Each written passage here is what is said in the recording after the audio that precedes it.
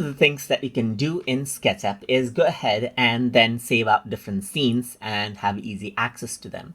So to go ahead and enable scenes, you need to go around over here onto Window, then go around over here onto Default Tree, and then go to Scenes right here.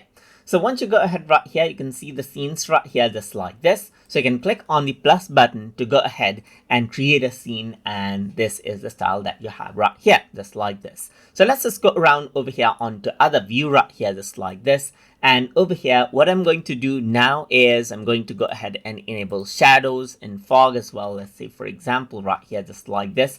Click on the plus button, and there you go. There's another scene right here, just like this. Let's just go around over here onto this part now. And over here, what I'm going to do is go to Window and then go around over here onto Style and select a particular style right here, just like this.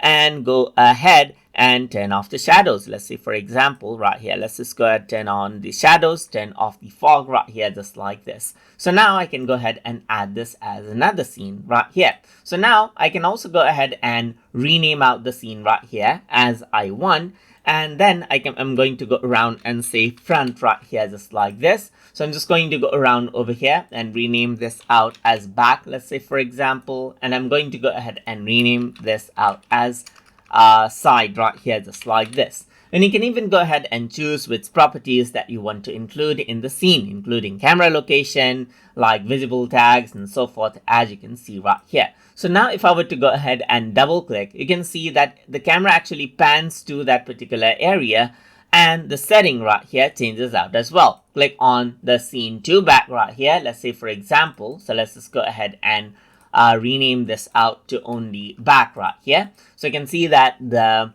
settings updates, and then this is what you have. So if I were to go around onto side, then the shadows gets turned on, the background color changes out, as you can see right here, and this is what you have. So that is simply how you can go ahead and work around with scenes inside of SketchUp. So I hope you guys learned something as always.